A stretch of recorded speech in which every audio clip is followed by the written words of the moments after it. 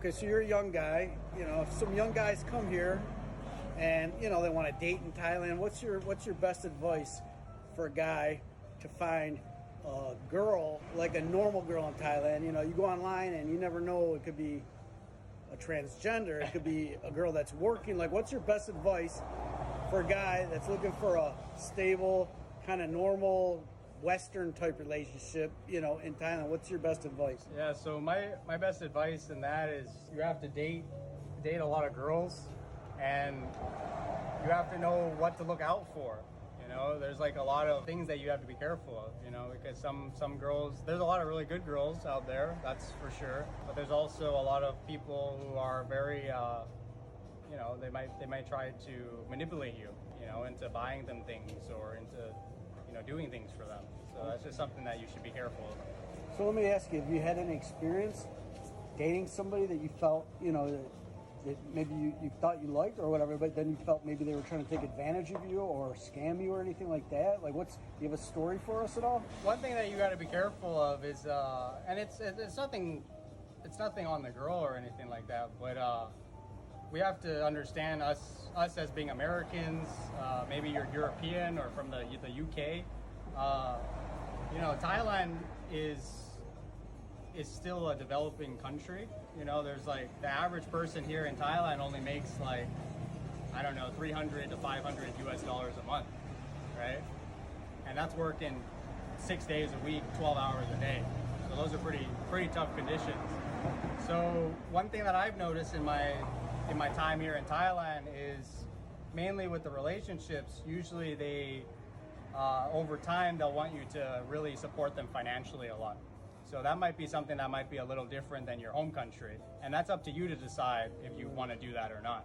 But just keep that in mind. That's probably going to happen here in Thailand. Pretty common in Southeast Asia, anywhere really. I don't know about Vietnam, but Philippines, Thailand, a lot of places where expats live, they just expect that the expats have the money and they're going to, and the women here, it's kind of old school. They expect to be taken care of, it's just different. But all right, give me a crazy story, man. Something you had to have dated some crazy lunatic lady that you got a good story for our viewers here. Come on, Julian. Oh, I mean, what kind of story in regards to money or in regards to being crazy? No, just somebody that you may have went on a date with, or like your worst date, or anybody that was crazy that you dated a couple dates, or you may have dated for a while. Like, tell us something interesting. Come on, man.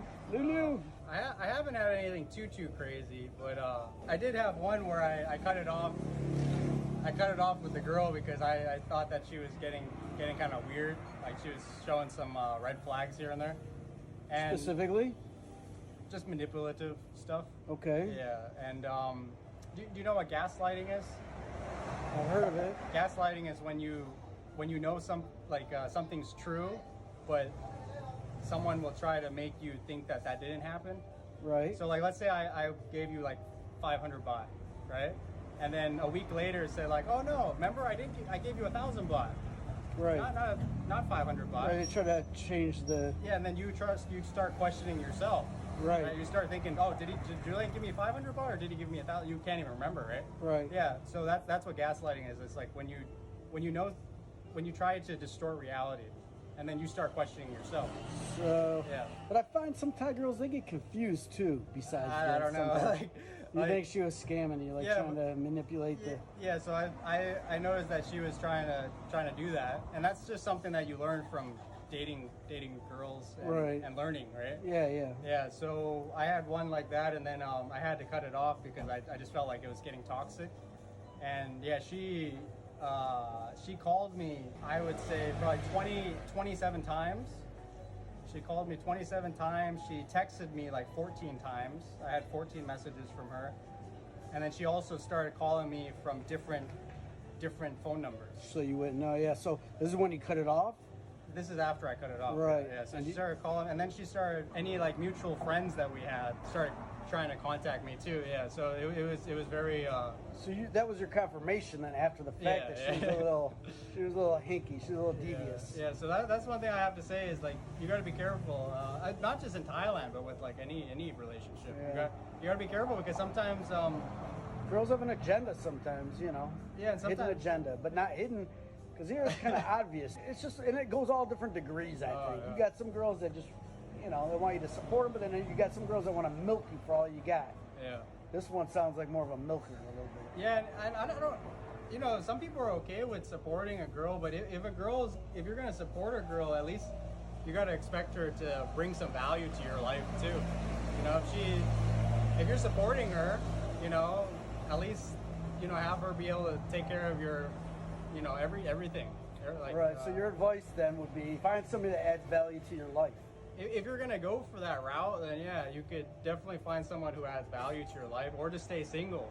Right. You know, and me and you both know the problems that could happen when you stay single. You know. Yeah.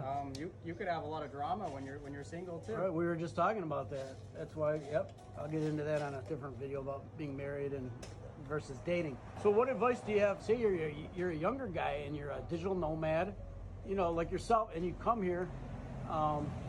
Where's the best place to meet girls? Like online, at coffee shops in Bangkok? Is it better in like Pattaya or Krabi or Bangkok? Where's the best place to meet ladies, or what's the best way to date? Yeah. So there's a few ways that you could do it.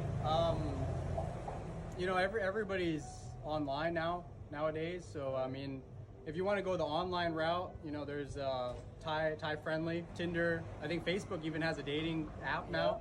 Bumble, Facebook. I've never used Bumble. ThaiCupid. I never used ThaiCupid, but I know that there's a bunch of them. Yeah. There's a bunch of them. There's Badoo. Grinder. I don't know. There's yeah, there's a lot of them.